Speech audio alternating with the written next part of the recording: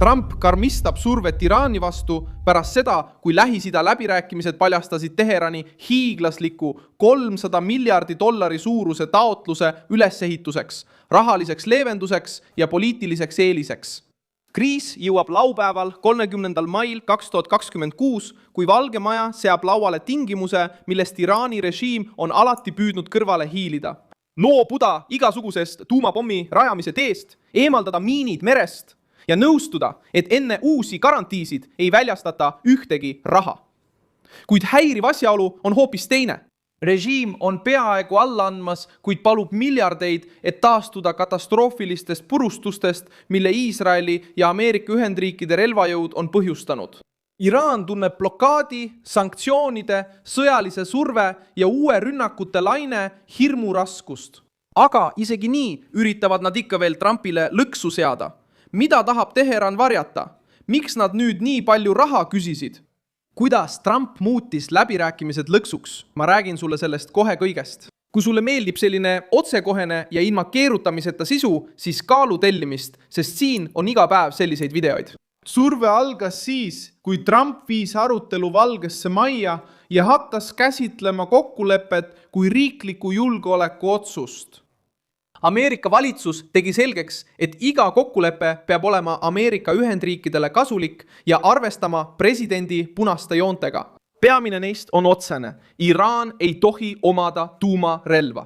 $300 miljardi suurune nõue esitatakse kui ülesehitustöö, kuid tegelikkuses näitab see Iraani režiimi katset muuta sõjaline kurnatus rahaks.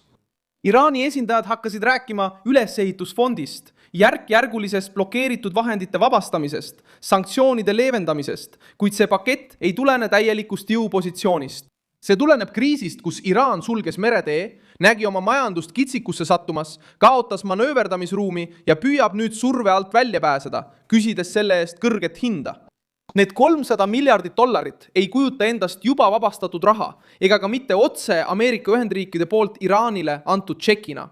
Need ilmuvad uurimistes kui taastamisfond või sõjajärgne investeering.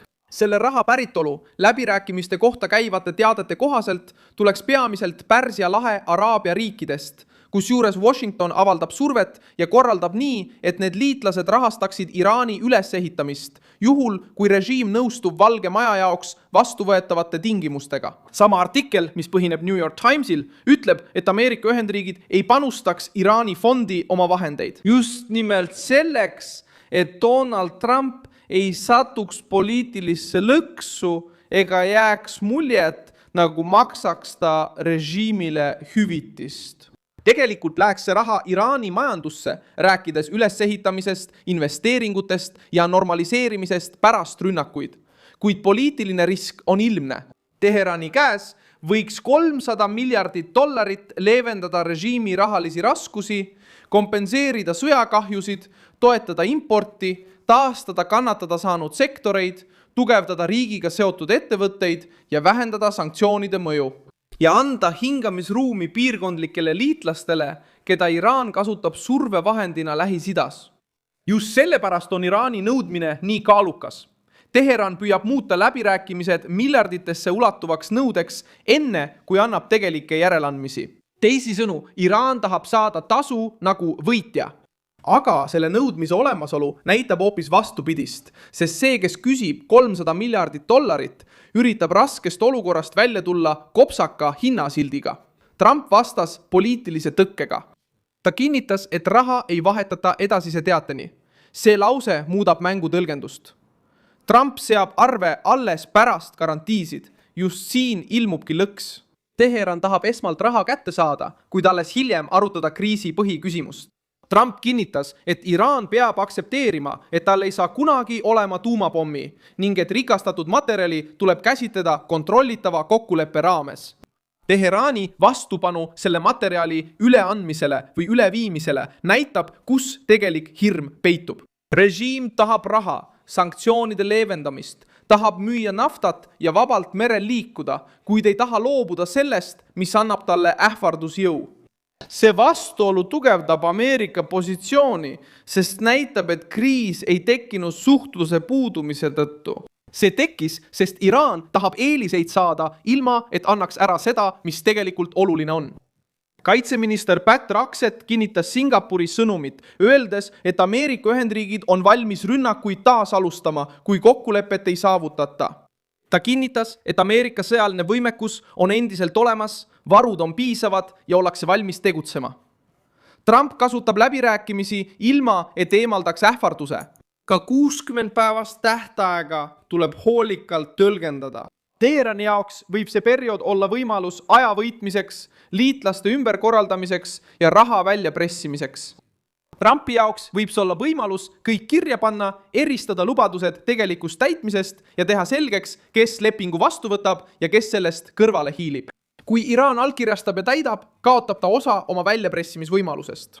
Kui Iraan keeldub, tunnistab ta maailmale, et eelistab säilitada tuumariski ja meretõkestuse. Mõlemas stsenaariumis sunnib Trump režiimi varjust välja tulema. Trumpi vastane meedia püüab luua teist narratiivi, sest teab, et kuvand Iraanist, kes palub $300 miljardit, on Teherani jaoks halb. Eesmärk on suitsukatet teha. Samal ajal on tegelik teema endiselt laual.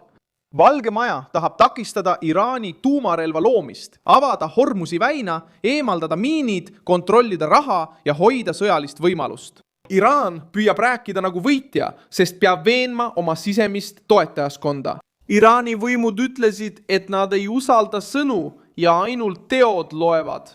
Nad püüdsid samuti väita, et järeleandmised tulevad rakettide jõuga, mitte dialoogiga. See jutt sobib siseturule propagandaks, kuid reedab ka närvilisust.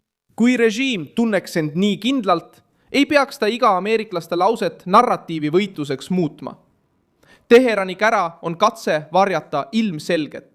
See miljardiline nõudmine eksisteerib ainult seetõttu, et režiim tahab kriisist väljuda millegagi, mida näidata. Omaani roll tuli samuti mängu, sest sultanaat toimib piirkondliku diplomaatilise kanalina.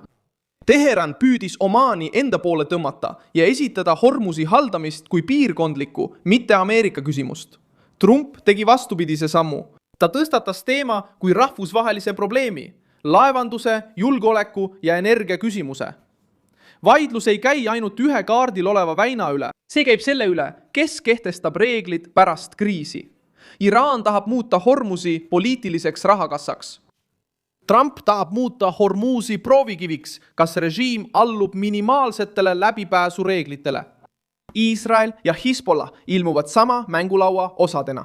Iraan tahab, et iga kokkulepe tooks leevendust ka tema liitlastele Liibanonis. See näitab, et režiim ei pea läbirääkimisi ainult enda nimel. Ta püüab kaitsta võrgustikku, mis tegutseb mitmel rindel. Trump teab seda. Seetõttu ei saa läbirääkimisi esitada lihtsalt kui tuumalepet. Mängus on Iraani võime rahastada, survestada ja liigutada liitlasi, samal ajal kui ta nõuab raha Ameerika Ühendriikidelt. Ja ta püüab hoida kontrolli strateegiliste marsruutide üle. Ajalugu näitab, et surve all olevad režiimid püüavad sageli taganemist esitleda võiduna. Nii juhtus siis, kui Liibüa nõustus loobuma massihävitusrelvade programmidest pärast aastaid kestnud isolatsiooni, sanktsioone ja hirmu sattuda Ameerika jõuteele. See polnud äkiline headus, see oli ellujäämisarvutus. Sama muster ilmneb ka praegu. Teheran tahab säilitada vastupanu retoorikat, kuid otsib taastamist, raha, naftat ja rahalist leevendust. Kui diktatuur palub majanduslikku hapnikku, siis ta juba teab, et surve on tabanud kõige valusamat kohta. Valge Maja on juba jätnud ukse läbirääkimisteks avatuks, kuid hoiab siiski kätt lingil. Iraan küsis enne järsku langust $300 miljardit, sest tahab muuta kitsikuse rahaks. Trump karmistas survet, sest teab, et raha ilma vastutasuta muutub režiimi preemiaks. Mina olen Milson Alves Global ja minu eesmärk on hoida sind iga päev tõega kursis. Uudiste lingid on video kirjelduses. Pane sellele videole like, telli kanal ja lõpuks vaata kommentaare, et olla veelgi rohkem seotud Milson Alvesi kogukonnaga.